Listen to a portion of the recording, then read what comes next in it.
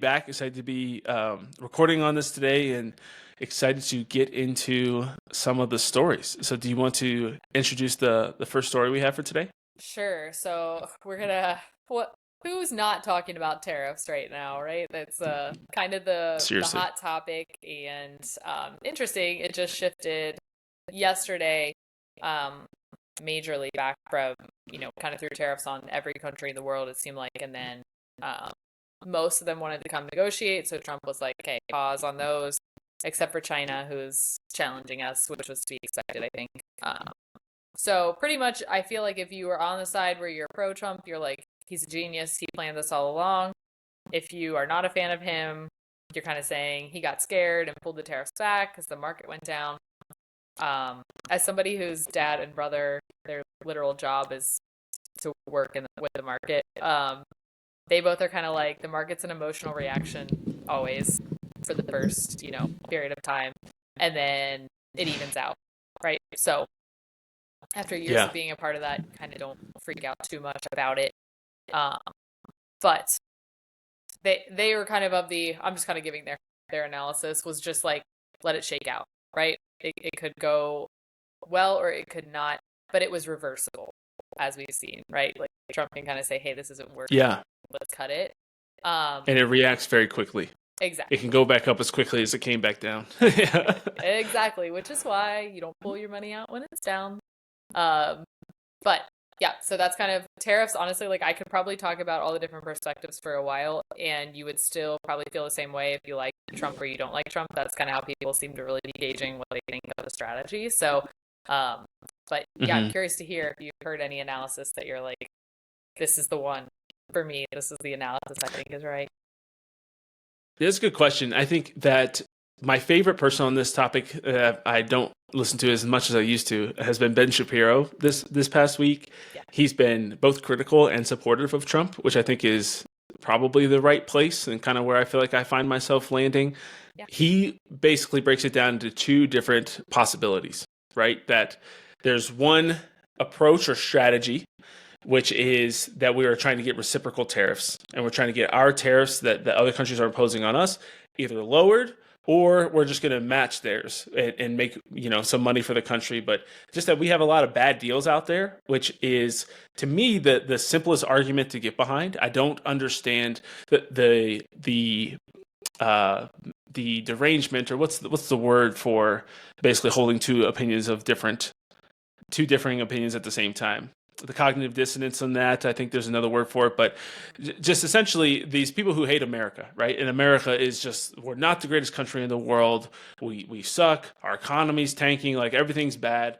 But at the same time, oh, we shouldn't be so mean. Like we should have these bad deals, right? I think the only way that you should see that we should have bad deals with other countries is if you think we're so incredible and so much better than them that we should have like, oh, well, like, yeah, we should have bad deals with them because we're so amazing. Like, we're literally so advantaged because we just have the best people in the world and we attract the best people in the world and we're the greatest country of all time. Then, yeah, it makes sense that like Cambodia would charge us more tariffs than they would because we're superior to them. Like that's the only way that I think that would make sense. And if you want to make the argument, I could hear it, and I yeah, might even get behind it. Right? It's like there might be some like Catholic morality perspectives on that of like we're so privileged and great that like we should actually. I don't think with the UK or with France, but with some of these smaller nations around the world, maybe we should have some bad deals. You might be able to convince me of that. But to say that we're not that, to say that we suck and we're awful, but we should also like simultaneously have this mindset economically that we're so much better than the people that we should be disadvantaged, but we also suck and we're like falling apart and the country's dying and we're economically in a really bad place and we're in tons of debt. I don't think it makes sense. And so my perspective on that first part, from Ben is just that I think we're the greatest country in the world. I think this is business. I think this is capitalism. I think that if we want to, just the same way I don't think that we should view taxes as charity, I don't think that this is a form of charity, is to enrich, Colombian, corrupt government officials with our tariffs being yeah, lopsided. Like that's not helping the poor in that nation. And so there's slave labor in China. I'm okay with like making American companies pay American workers more and not use slave labor in China if we actually have morality and values, right? And so that's kind of the first part. The second part is a different economic strategy or approach to tariffs, which is to think that they're just another way of eliminating taxes on our citizens and generating income for the country. I'm not an expert on that, but Ben seems to be pretty against that mindset of we should just have high tariffs for the sake of making more money. I think that one is a harder sell for sure. And the thing that Ben really continues to break down is Trump floats both of them out there. And so you really don't know what his approach is. My perspective is that the best case scenario is that he's floating both of them out there to make it seem like he's willing to be permanent with these. And I think that is what's calling people to the negotiation table to think this over and to, reevaluate their improper and unfair and imbalanced tariffs that they place on us that we're not placing on them.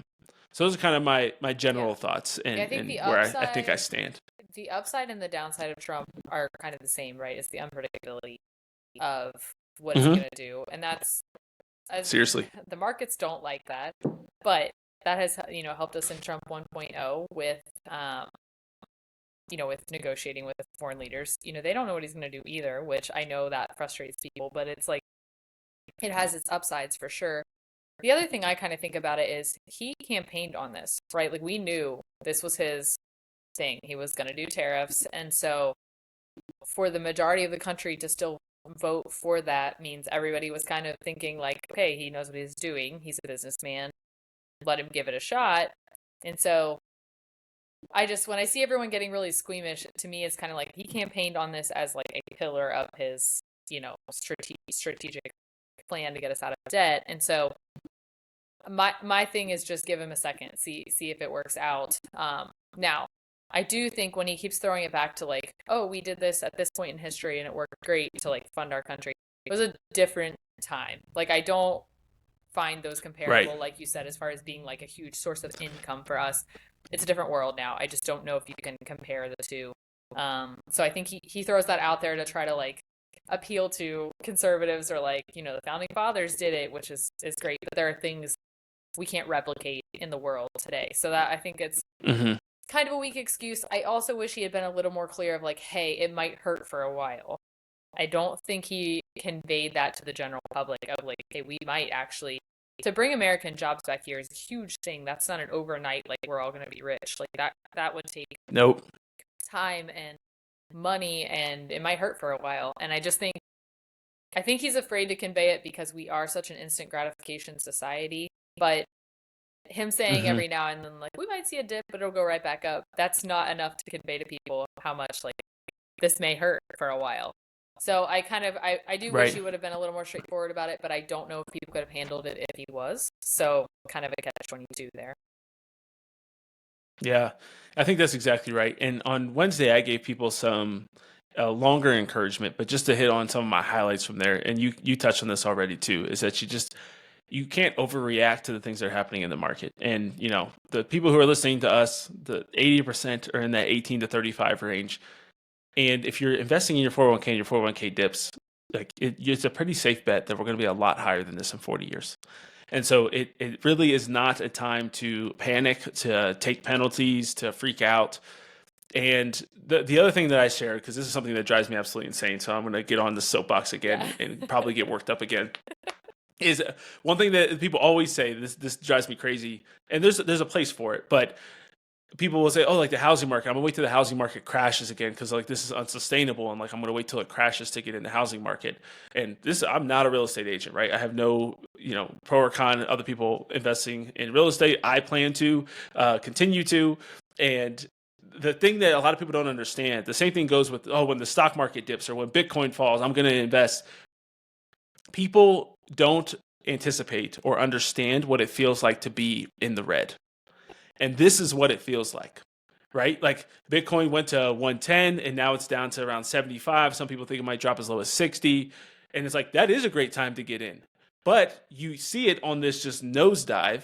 And do you actually have the courage and the discipline to actually invest in the stock market when you see the S&P 500 have its third worst day in American history, or, whatever, fifth worst day? It's like, that is a great time to get in. But the sentiment, the feelings of the economy, of your fear of like, am I going to be able to afford my rent next month, is going to make it very hard that even if there is an economic collapse like it was in 08 or 09, like you don't realize how difficult it is to actually get in the market at that time and risk it going from 20% down to 40% down and still like hanging on and surviving throughout that. So that's just my thing. And I try to use this as an example because I've been saying that for a long time, but when things are okay or good, you don't understand it until like you actually have some actual volatility and chaos. And then it's like, are you actually willing to do something about that now?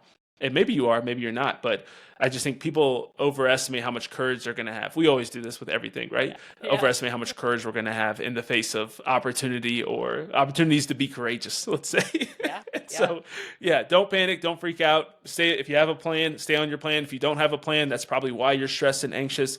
And so those are kind of my general financial thoughts there.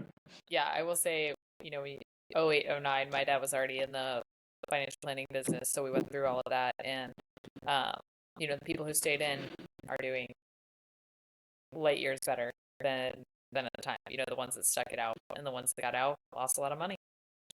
Just the reality of, right. Like you said, what did Trump say? Don't be a panikin, I think is what he posted on Truth Social. So it's a new. I love it. That's a new party for weak people, the panikins. So don't be that. You gotta lock in and double down. I mean, I went through this with so many Bitcoin cycles. I tell people this when I talk about crypto, but even like in 2020, I'm like, man, I wish I had invested more into the stock market when there was a big crash and then things roared back, 3 to 6 months later. Yeah. And it's like, well, now's my opportunity to do that. Now things are crashing and it's an opportunity to buy some of those stocks or things that you wanted that are on sale now or on discount, but it's, you got to do it in the midst of uncertainty and that's why it's a risk, right? That's right. That's why you get rewarded. So awesome. So let's talk a little bit about the Wisconsin Supreme Court. Yeah, so kind of double thing there. We won and lost. So we won the amendment for voter ID, which I thought was really interesting because they got enough turnout to kind of go conservative on that topic, which actually just says to me that people are generally across the board a lot more against illegal immigration than for it. So the loud voices are kind of for it, and I think generally as a country, people are not really for it because I don't know why else they would have voted for the voter ID, but against the conservative Supreme Court justice. So there was kind of a hope there that we could get a conservative Supreme Court justice, which would have given us a slight majority in Wisconsin, which as a swing state is obviously ideal. There are quite a few things in the courts right now going on about abortion, and so specifically that was kind of what we were hoping for, that we get a conservative justice, but did not. So the juxtaposition of those two things just kind of is interesting to me. Of both of those would typically be conservative-leaning issues, but the voter ID issue passed, and the liberal Supreme Court justice won. So kind of have to keep an eye on that. She doesn't come in until August. So it is possible that a few of the abortion issues that are currently in their queue could get answered before she comes in. But I think sort of an interesting angle to this, and I'm not sure what your thoughts are on this, but Elon kind of threw his 2 cents in and was throwing a lot of money at trying to elect the conservative. And my feeling is at this point, with a certain crowd, he is so unpopular that may have actually been worse for us than if detrimental. It sort of like, if it had kind of flown under the radar a little bit more. But it's interesting. I don't actually know if that's the right answer or not. Because it's like we finally have some money to throw at conservative causes, which we never seem to have. But he's also so unpopular with a certain group and has been just sort of the face of something that they don't like, right? I don't actually think he's truly the driver behind what they don't like, but he's kind of the face of it. Just wondering if he actually swayed it the wrong way by making it so publicized. Most of the headlines I saw were about him donating money more than what the actual race was about. So I don't know what your thoughts are. Yeah, I think that's really interesting. I do think that there is a lot of value. Like George Soros obviously is tweeting when he's funding campaigns and DAs and things like that. So I do think there's value in silence behind your money, especially when you are his public opinion is very volatile right now as well. It's gotten a lot stronger with people. It's gotten more polarized is how I would describe it. Where I think the people who love him more, the people who hate him more. So I definitely agree with that. I think the voter ID is a huge win though, and I think it's just one of the things that's still common sense enough that most people are behind it, despite the very loud. I think there's a very loud and aggressive and coordinated push to put it inside the Overton window, but I don't think that it is. I don't think it's in that realm of things that people feel acceptable, which you see, I think in times like this where it does get voted for. I don't see why people would be against that. I don't think people buy the idea that rural blacks in Georgia are too dumb to figure out how to get to the DMV or get their driver's license. I think that I think most people think, and that's a quote from when this was a hot topic in Georgia from a few years ago. Quote from Democrats that just they just like can't figure out the internet, and I don't think most people buy that. So I think this is great and exciting, but obviously a huge loss. And I know she's defended Planned Parenthood and done a lot of stuff with them, so she's not awesome, but super lib. But since she isn't getting until August, we still kind of have some hope that they'll decide some of those abortion issues before she gets in there. So we'll see if they're able to delay him or not. Incredible. Well, we have a nicely timed race war going on again. Obviously, these things happen. As I always say, my general preamble for anything race related is these things happen all the time throughout the year. People get killed by police officers. There's black on white crime, white on black crime. But it's always very interesting, the timing of when they are popularized. They don't always hit the national headlines and always hit the national news. It is not a result, in my opinion, of just happenstance with going viral on the internet. It is a coordinated media plan and strategy and decision. So, do you want to talk about a little bit of the details as you've been able to compile them for this Austin Metcalf and Carmelo Anthony case? Yeah, I'll give kind of the outline, and then you can comment. I know you have thoughts. So Austin I sure Metcalf, Austin Metcalf was I think he was a senior, 17-year-old in Texas, football star, track star, and he was at a track meet. So he has a twin brother who was there, and kind of the story is the same depending on no matter whose side you're hearing it from, it seems. So Carmelo Anthony was the other teen involved, and he was sitting under their track tent, not his own, and kind of heckling. Austin Metcalf didn't like that, turned around, kind of started a bit of an altercation of saying, like, you need to get out of here, this is your tent. From what I hear, grabbed the backpack of Carmelo Anthony, probably not the smartest idea in the world. But Carmelo pulled a knife and stabbed him. And he died right there. So there's just a lot of conversation around whose fault was it, who was the aggressor, how should we think of this? Of course, gets turned into a race issue. The other sort of stuff I hear swirling is actually in regards to Austin's father, who came out and said that he forgives Carmelo, and people are very, very angry about that. For some reason. So I think that's a hard concept for us to understand, right? That's not a very common thing to talk about. Forgiveness doesn't mean you have warm fuzzy feelings towards this person. But he came out so quickly and said that he forgave them, and so everyone on both sides is kind of a little bit caught off guard by that. So that's the other kind of commentary I heard about this story. But yeah, interested in your thoughts. Yes. So I always think these things are interesting. My other preamble I tend to give with any situation like this is that you have to wait for all the facts to come out.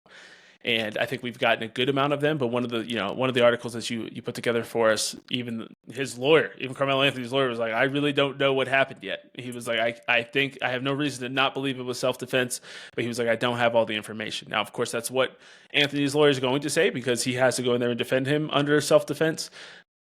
My stance is always that we should be hesitant, and it's dangerous, and you're probably in not in the right place if you rush to a conclusion whenever something like this happens. Whether it's to defend the white police officer or the black criminal or alleged criminal when those situations happen, or white and black on this side. I think that I see it on both sides where people rush to conclusions, and it's not good. It's difficult to not do that, especially with everything that I said in my first preamble of we see this coordinated attack happen all the time, and it's usually in some controversial type of case, and you hate the liberal media, and so it's easy to like rush into one side or the other. That being said, the one thing that I think is really interesting is the hypocrisy of the liberal movement. I see this, and as a black man, I'm more willing to directly criticize the black community who's defending this. I've seen like family members and friends posting in defense of this on Facebook, which I very seldom get on. I think it's the only place that's worse for my mental health than Twitter. Just because there's so many people close to me posting really stupid things, not necessarily referencing this, but just unbelievable the takes that I see on there. And it's easier to see strangers have dumb takes than your loved ones. The thing that's interesting to me is every time, and I get that police, I've been trained as an infantry officer, been to Ranger School. It's interesting to me, though, this assumption that a police officer whose life is threatened, like under gunfire, is expected to like shoot somebody in the leg while they're moving. And that this guy who's, I mean, from the articles that I've read, this was a 30-second altercation, is justified under self-defense in people's minds for a 30-second altercation. Not his life was threatened, not a gun was pulled on him, not a knife was pulled on him. Even if they jumped him, you can't do enough damage in 30 seconds, especially in an attempt at a track meet. Like, it's not, to me, like, that's a very clear, I'm not going to get beat to death in front of a group of people, right? Now, if it happened for a couple minutes, or you're fighting, you're struggling or whatever, like, it wasn't even long enough, I don't think, for people to actually, like, come and break it up. But you're at, like, a public, this is not like you're in an alleyway by yourself and you get attacked by a group of white boys, and you're a black dude and you're by yourself and you get attacked or you're getting jumped, then it makes sense to me. But to just have this kind of altercation where he grabs your backpack or he's telling you to leave and you say, make me, and so you're also escalating it a little bit, to grab your knife and stab someone in the heart. One, just the mindset of somebody who would do that to me is not good. This whole, I know we always love to paint them as like they were this little sacred angel. I am somebody as a father, and just as a military guy, I saw this funny reel the other day of, it wouldn't be funny to most people. It was pretty dark humor, but it was like this guy who was like a husband and dad. He was like, the police showed up after like your long-term dream came true, and it was like an intruder had come in his house and he like shot him, and he was like, I can't believe it actually happened. Like I've thought about it so many times. It's pretty dark humor. I get that. And you have to be careful with some of that stuff. You don't actually, even when I was in the Army, I used to always tell my soldiers, like, we should never like desire to kill people, but it's something that we do because we have to. Right. But that being said, I've thought about these situations a lot, and having an intruder come in my home, or if I'm out somewhere with my kids, or seeing these videos of like a woman shoving a child to the ground, and seeing how the dad reacts, or a kid getting punched in a gas station and things like that. And like when I tell you, I would beat the shit out of somebody if they push Jordan to the ground. Yeah. No matter who they are, I don't care if you're a woman, you're at least getting shoved incredibly hard, right? Like there's going to be some retaliation. And that's with my child, right? But to think of somebody telling me, like, to put myself in this circumstance where I'm sitting and I'm heckling and I'm kind of escalating and I'm talking shit, and somebody says, hey, you need to leave. Like, I can't imagine anything they would say or do to me that would make me grab my knife. And not, again, a knife is a lot easier than a gun. You're close up. So if you want to first pull out the knife just to threaten, that's step one. If I feel like I'm under attack or I'm being threatened. Like, that's the first thing you do is like, dude, you start to threaten, and then you pull out the knife, and you say, like, back off, get away. The goal is to get out of there. But then to take it and not, again, you can stab somebody in the side. You can stab someone in the arm. If you want to stop something, it's very easy when you're close. Now, maybe he could say, and we're going to come out in the story, that he missed and he was trying to stab him somewhere else, but you can stab someone in the leg. You're wrestling or fighting or whatever. But to stab someone in the heart after just a moment of them grabbing your backpack and telling you to leave, one, I feel like you can make the judgment that that's not the heart of some innocent, saintly human being. And it is extremely hypocritical to me to say that police officers, when they're being, like Michael Brown, is attacking you and charging you and reaching for your gun, that you're supposed to shoot him in the leg or tase him. But when you're just being talked to in a way that you don't like, that you're pulling out your knife and stabbing someone in the heart because you felt threatened at a public event, is extremely ridiculous to me. And that's where you don't know all the details, we don't know all the facts yet, but yeah, I'd love to know who else was in the tent, if he was alone in the tent and felt like he was threatened. But even just to think, to me, it just feels like such a stretch. It's not very common that people get beaten to death inside tents at track meets. I think you're making a great point of that leap is really great. I think of his mindset. You're making a great point of that, because it is now, obviously, I probably have not lived anywhere near the same life that he did, but if somebody comes up to you, like don't even think that would be anywhere near my first reaction. Like, why does he have the knife? I guess would be the first question with him at a track meet to start with, and then for that to be your gut reaction, it's almost like, I mean, he's sitting back there heckling, like you said, like it's almost like he did start the situation. Now, did it need to escalate? Probably not. But why do that? Like, it does just feel like there's more to this, for that to be your mindset, like you said, for that to be the go-to of like the very first thing you do, seems just. But yeah, I don't know. Facts probably. I feel like we never know all the facts to these things, even when you wait, because you're getting a spin from whoever. Plus, these kinds of things, I haven't been in this specific situation, but I've been in some that are, fraught, and nobody seems to remember exactly how it happened, right? You're going to get 10 different stories from the same 10 people that were there. So we may never know.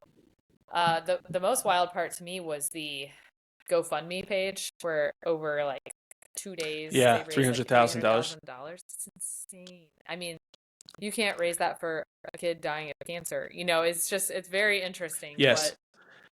What we can create. And that was going to be my second issue with it. My second thing on this is just that also shows where we're at as a society. And I think it to me is also really heartbreaking for the Black community, especially when you're talking to like true Black liberals that'll say like, that'll defend abortion, the fact that, a baby for a while there, I don't know if it's still true in New York City, a Black child was more likely to be aborted than born. And it's like, well, we don't have any money, and like the community doesn't have money. And it's like, well, where did all this come from? And maybe it is coming from white liberals as well. But even then, why aren't we calling on them to help us with these other things, right? With situations when we feel like schools are underfunded, like how do we come up with $250,000 for this kid that I just laid out the story to you? I mean, there's no part, at least in the story for me, do I hope there's justice? Do I hope the truth comes out? And am I condemning Carmelo Anthony and saying he deserves a death penalty now? By no means. But I'm saying that there's at least the benefit of the doubt is not easy to give, to say the least, right? And so to be so moved that I'm going to donate $100 or $1,000 of my family's money to this kid, there's not a chance in the world, there's not a chance in hell that I would do this, that if somebody sent that to me, I would even consider it, right? When I do give to strangers, I see stuff on Twitter of this. I remember the last one was like a GoFundMe for this dad whose wife died, he was giving birth to twins or something like that. And it was like super moving, and they were Christians, and I was like, yeah, I'm going to give to that. And I like randomly, spontaneously gave $100 to this cause. But that to me is like, there's so many stories like that. And to say that like, oh, I'm going to give $300,000 to this kid who stabbed someone in the heart because they grabbed his backpack is just, that to me, those are some of the saddest things. Sadder than the story to me almost is that there's thousands of people out there that are so moved by that story and so brainwashed into race relations in America that they would give their money to that. But knowing that 98% of those people don't give to charitable causes, don't give to homelessness, don't give to feeding the poor, to kids who can't eat lunch over the summertime, but this is what they feel is worthy of their dollars, and their charitable donations is really sad to me. So it reminds me of the I think that's such a problem. Luigi Mangione story. Oh yeah. Of just like dumping money into something that truly no one even knows the facts of that case either. It's really it's wild what people give money to. Just other than there's a video of him just shooting a guy in the street. Which here, take my money. It's hard to come up with a circumstance that is like that's worthy of my charitable donations. Yeah, good. Supreme Court is kind of, according to Axios, coming to Trump's rescue, which it's interesting that that's the line we're taking, because is it really coming to his rescue, or is it really just like, hey, you actually have this authority? We seem to like checks and balances until they're not going in our favor and then we don't like them. And I think that goes for both sides. We're not big fans when the checks don't go our way. I It's see a lot true. of hate for ACB on on X these days, so conservatives aren't a big fan there. But so we've had a few wins, so I'll just run through them real quick. Federal Appeals Court, they backed Trump's mass federal worker firings, so he doesn't have to rehire all those people, as a judge told him. They lifted an order prohibiting him from using the Alien Enemies Act. They allowed them to proceed with a plan to freeze funding for teachers, which that is actually, it was funding for teachers in college, essentially, or teacher training. So it wasn't actually like people who are already teachers, which I think is being kind of lost in the shuffle there. And then they granted Sure. the Justice Department more time to litigate whether or not the U.S. needs to return this illegal alien that they deported accidentally to the wrong country. So yeah, all those were kind of court wins for Trump right now. The biggest thing about them is they're all kind of based on procedural issues. So there's still a lot of room for movement there. So they're kind of temporary wins at this point, but we'll take them for now.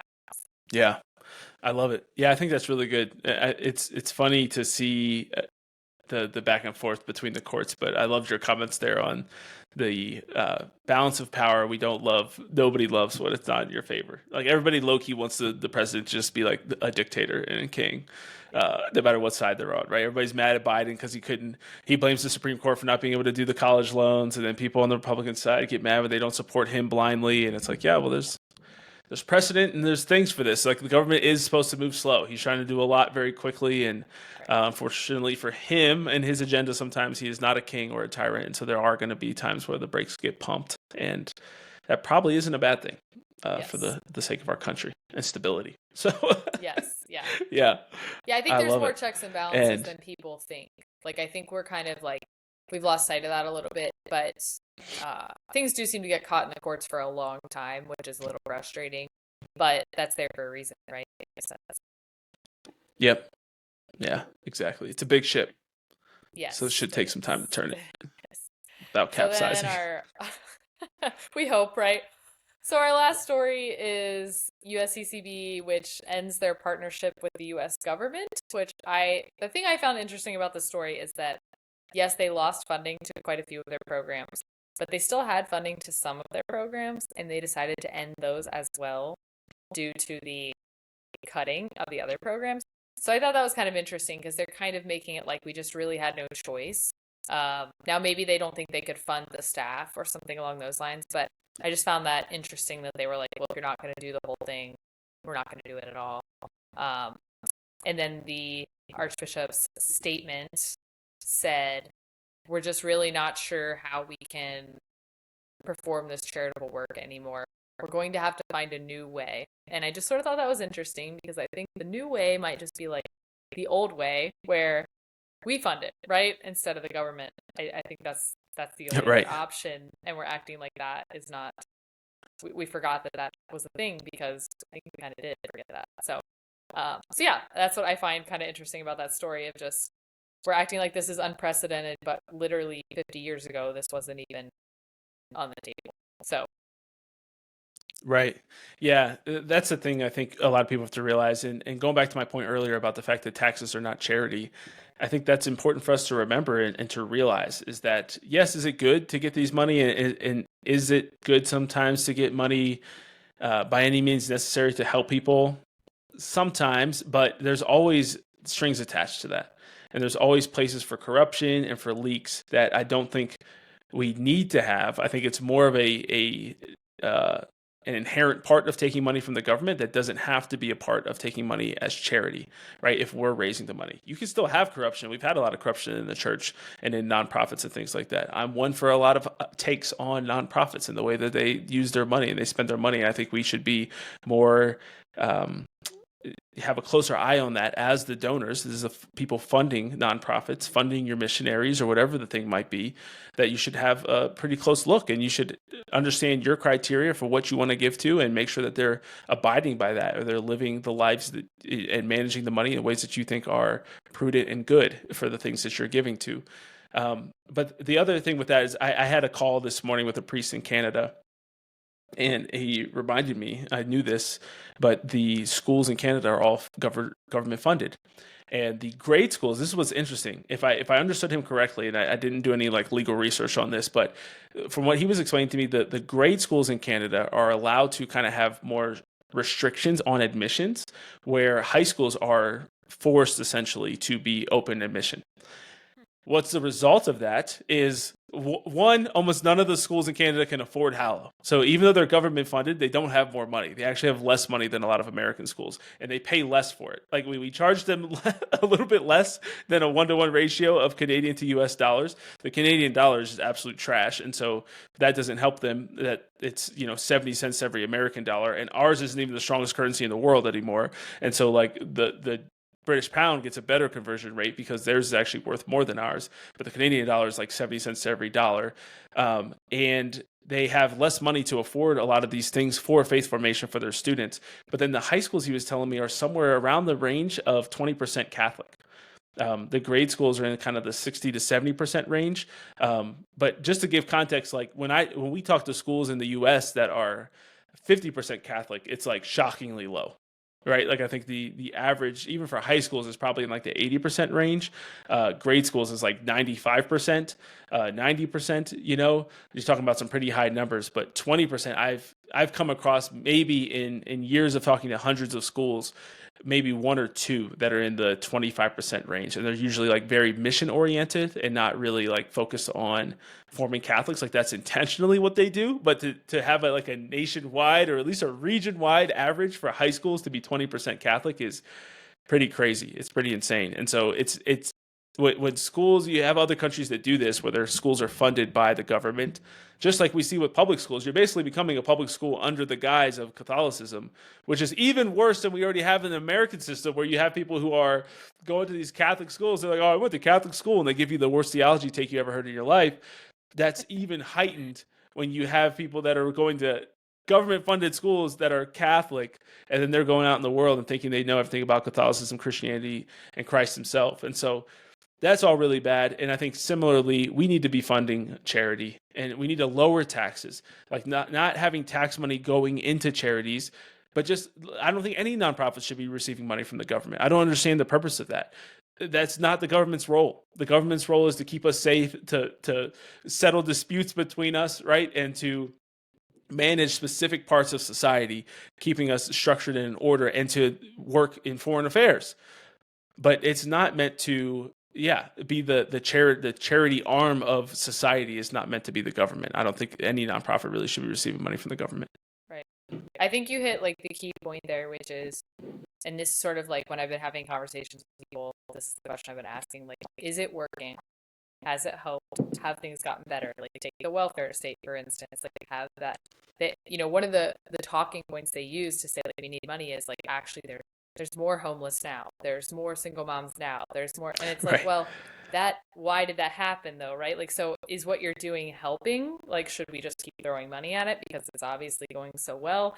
That's just kind of, so I actually found it kind of interesting. So I'll just leave you with the story. So on social media recently, there's kind of a cohort of rather liberal Catholic mom influencers out there. They kind of stick together. So I've heard recently. Yeah. It's interesting. It's actually sort of interesting. I kind of watched the split in real time in 2020. Everything just sort of like split right down the middle in that world. But because of the government cutting funding to Catholic Relief Services, I think is who they were going with, which that's a whole other rabbit hole. But they put together this fundraiser online of let's all donate to Catholic Relief Services to like fill in what the government is now not giving them. As sort of like a protest. And I found it so interesting because I'm like, you're actually doing exactly what conservatives are kind of advocating for, right? Like, let us spend our money, put it towards the charities we believe in, because you can't count on the government. And like, you guys just like nailed the point without realizing, like, you think this is like sticking it to Trump. Like, he doesn't care. He's like, fund the charities you want to fund. We're not going to do it as the government. So yeah, I think they accidentally nailed what we are all hoping happens anyway. So exactly, yeah, it's how it should be. So I'm not moved by this. I think it's tough, and it's just like all the things that I think are happening right now, or many of the things that are happening right now. Yes, it's going to have some short-term pain. Yes, they're going to be able to serve less people in the short term. But if this is able to be matched with lower taxes and things like that, there's no reason why we as Catholics shouldn't. If you lower my taxes by 5% and I don't give, and I'm below 10% tithe, then I guarantee you I'll give at least 1% of that to charitable donations going forward. So yeah, be happy to have more money. If I was taxed at a flat 10% and not the tax rate that I am taxed at, I'd be happy to give more than I currently give. And I still try to give.